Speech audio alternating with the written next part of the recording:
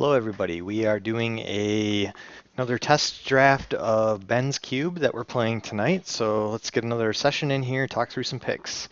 Up first, we've got maybe an interesting choice. There's Shelldock Isle in the pack, which is probably one of the best cards in the cube, but often overlooked. It's a land with Hideaway. Look at the top four cards when it comes in. Land comes in tapped. And take one of those four cards, hide it under this, and then you unlock that card by getting a player to less than 20 cards in their library, which is just going to happen over the course of a limited game where players are going to have 40 card decks unless they're playing the WorldNet deck. Which is an outside case. So it's going to happen, and you're going to get a free spell off of this land. Otherwise, there's Toxic Deluge, which is just a nice black sweeper card, where like a Wrath of God effect, or we've got Splinter Twin if we want to do the Splinter Twin combo. I wouldn't mind wheeling this because blue-red Splinter Twin is going to be pretty good, but you can tell I'm just taking the Shelldock Isle. Toxic Deluge would be a nice one to wheel as well. Don't see anything else too interesting here. Next up, we've got Edric, Spymaster of Trust, nice blue-green card. Sword of Fire and Ice, just a fine equipment. We've got a Fireball thing, a Garruk, Planeswalker. I think Edric's the most powerful card here. Restoration Angel is pretty good. Vampiric Tutor, Shriekmon Black. Got a fetch land and a dual land, neither of which are blue. We'll just take Edric. And I guess we will go with Aetherling after. Aetherling's better in like a pure control shell, I think.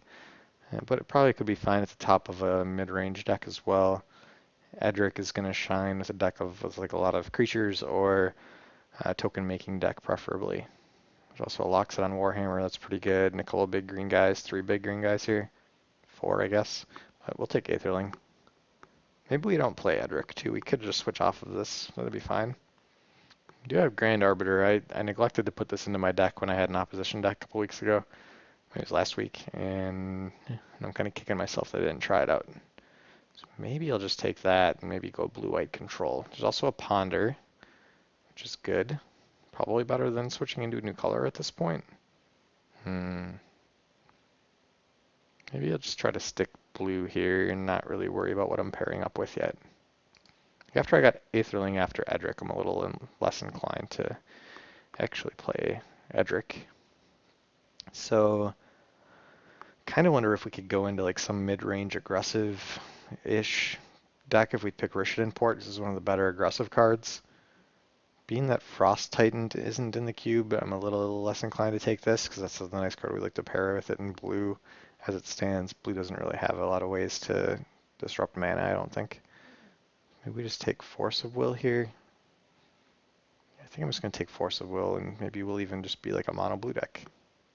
Well, maybe not. There's no blue cards in this pack.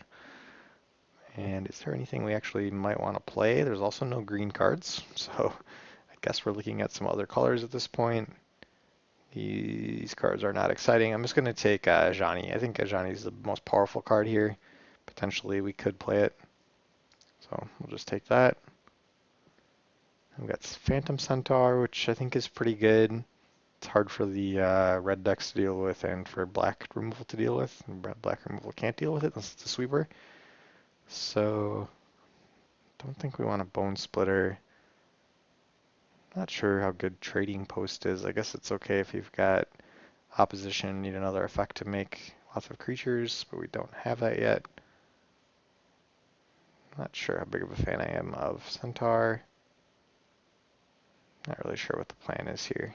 Just take this red-white and go for this guy. Let's take the Trading Post. Next we have Masticore, Armageddon, a couple nice ones. We don't really want Armageddon on our Shelldock Isle or Aetherling, so it's going to be harder to cast Aetherling after that. Armageddon's nice with Ajani. It promotes this mana denial strategy. Let's take Masticore, I guess. Not that exciting. Alright, so Splinter Twin wheeled.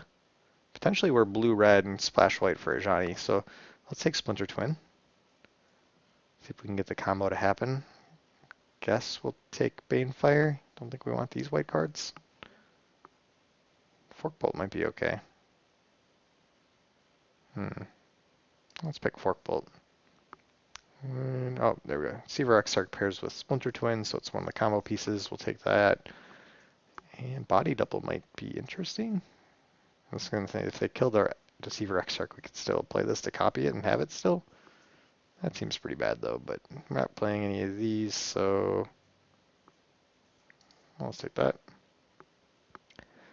And not playing any of these. Might play a Hellkite Charger for this like blue-red control-ish deck. Alright, let's stick on our blue-red plan and just grab a blue-red fetch land at this point. It's going to be pretty important to get both double red and double blue in this deck, I think, so we'll do that. Allow us to fetch any blue-red dual lands that we get. Maybe we just take Sword of Body in mind, even just that alone on like a Deceiver Exarch or whatever other mediocre guy we end up having in our deck. Could be enough to seal the game. I don't think we're going to play any of these others. We would play Maze of Ith and Polluted the Delta if we end up getting a dual land. I feel like the sword is powerful enough. Could possibly play Niloku as well. But now we've got a Flooded Strand. So do we want a Sundering Titan? It's pretty powerful. Forbid. Maybe we just want Forbid. We don't have a dual land to get off of Flooded Strand yet. Titan is really good, but we don't really have any way to ramp mana, and trying to just get to 8 lands is pretty miserable. So I think let's take the Forbid. Wouldn't mind just having this counterspell in our deck. And there is Rakdos Signet, but I think I'm just going to take Mana War here. Be a nice early disruptive play to disrupt the aggressive opponent, bounce something, and then just have a nice blocker against one of their small guys. Pestermite, we'll take that as it combos with Splinter Twin. And don't think we're going to run any of these. We could possibly play Serendib Befried, I guess. For up against a control deck, we might want to have just an early aggressive play. And then we'll take this Volcanic Fallout for the aggressive decks that we come up against. And let's take Fulminator Mage. I don't know, it seems like a stretch, but at least with Kiki Jiki be pretty good. I don't know if you want to put a Splinter Twin on this thing. It seems kind of risky, but maybe something nice to copy and blow up their stuff. The Drake might have been nice too. Like, copy a Drake. No, that doesn't work, so you gotta give them the Drake when you play it. Never mind. We'll just take we got a Burn here or a Thran Dynamo. Guess maybe we'll take the Dynamo. I don't know, I feel like these decks don't get a ton of mana, like you don't really need a lot of mana to get your combo going off. So Dynamo might not be that exciting. We also don't have anything yet. Let's just take Incinerate. I don't have any big stuff yet. I'll take Moloku. Not going to use any of these. We'll take the Abyss. Abyss is probably not very likely to be played, but if it was played, it might be bad for us. Beginning of each player's upkeep, yeah, so we couldn't like play our guy and then Abyss play our guy during their turn in Abyss. Maybe we're the Abyss deck. We could splash black and play these 2 artifact creatures. Probably not, but I also don't think we're playing Hero of Oxidridge. Oh, could maybe splash this Falkenrath Noble though. Advantageous, so reduce our minimum deck size is reduced by 5. We don't have anything for upheaval. We passed the Thran Dynamo that would have been good with it, but I don't think it's enough to just have that. Otherwise, there's Venser or Proclamation. I think we're going to take the Proclamation. As it sends, we're making a combo deck here with only one of the combo enablers, so it'd be nice to have a smaller deck for that. Now there's a Mind Twist, and we have a red-black land, and we're going to have a smaller deck, so yeah, I'll take a Mind Twist. Oh, there's also Kiki Jiki. Jeez.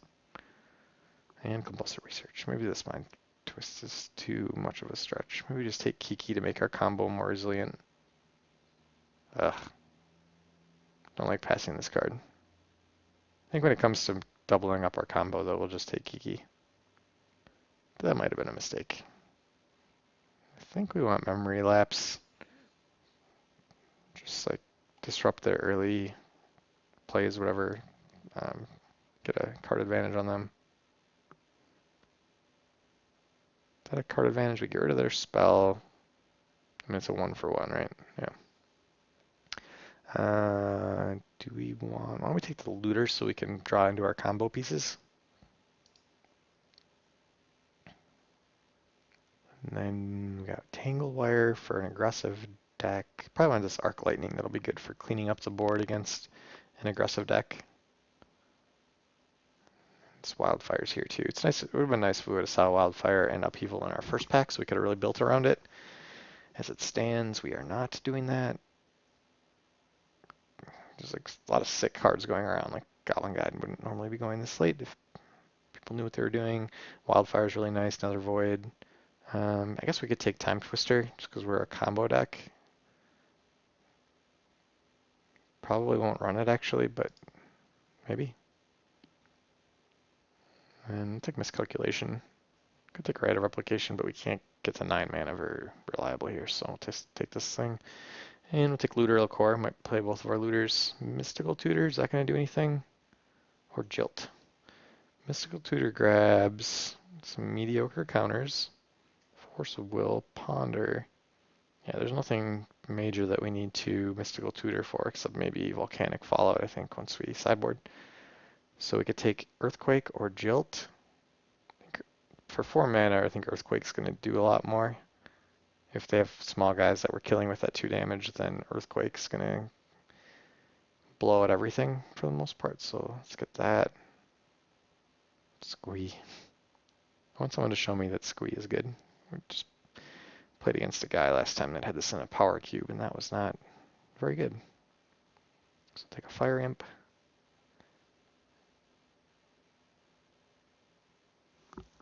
And how are we doing on time here? 11 minutes. And I guess we'll take a Dismiss. Meh. Let's take the Badlands. Why? Because maybe that Mind Twist will show up here. I don't think we're going to play either of those. I guess we could splash a Yogg's Will. Probably don't have the deck to be doing that. Alright, so make our deck real quick. We've got a Ponder. We can play 5 less cards with this Proclamation, so make sure to include that. Include our counters that we have here. Deceiver Exarch, Pestermite, Mana War. We don't want Kira in our deck. That turns off our Kiki or Splinter Twin combo. Play Force of Will. I think we'll play the Aetherling at our top end here. Probably want to be a 17 or 18 land deck, so we can accommodate that. 17 is probably fine. It's just a 6-drop, and we're not going to play a ton of 6-drops and plus, so we'll go with that. We have 12 cards in our deck. So play this Forbid. Yeah, we could play the Sword of Body and Mind. Be nice on one of our, even on a looter or whatever. We only have 7 creatures though, so do we have another creature we could fit in here? Play the Earthquake. Could play, we'll play the Fire Imp, and I don't know if we play the Fulminator Mage. Could.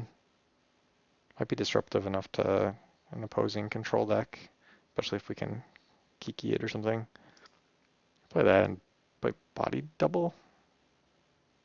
They're copying one of our things or one of theirs. Potentially we like Force of Will one of their bigger guys and then Body Double it. Just plays Fulminator Mage. So we want to get to like, what, 21 cards or so? We'll play this Arc Lightning. We'll just kind of play our cards that, I don't think we'll have to follow it. Not in the main.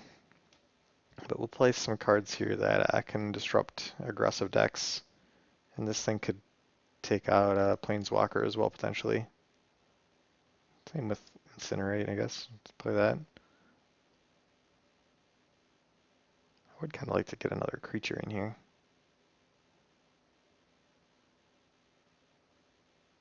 Maybe Masticore?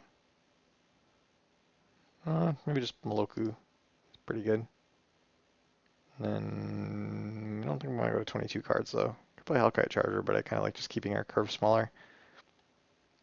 Okay, so Sheldock Isle. We'll play the Scalding Tarn even without a dual land since it grabs both sources. And we need, what, 12 more cards to get to 35 cards. Our Proclamation's reducing our deck size. We'll probably just go an even split here because we got early blue plays, triple red.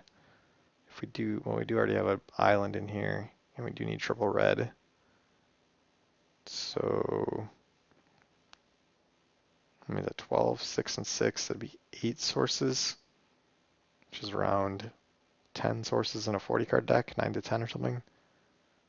It isn't bad. I think we kind of want to favor red a little bit though, but we don't have like a, let's see, 21 cards, so we cut 2 cards. Probably add one more non-land card. Because as it stands, we cut 5 total cards, but only 2 of them, well, 2 of them were creatures. Yeah, let's try adding another creature or something. So we could add Time Twister, or we could add Serendib Efreet. I think we just add Efreet. It's good with Sword Body in mind.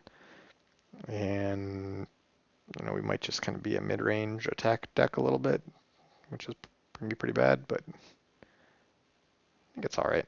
We'll go with that. Alright, so now we got 11 cards to add. So 6 and 5. Kind of silly. 6, 7 red sources. Doesn't quite seem like enough. 5, 6, 7 blue sources. I don't know. It's about there. Since we're just doing a simulator, I think I'm just going to leave it with that. Let's call this twin. Twin mid-range. We'll save it, and we will conclude. Thank you for watching.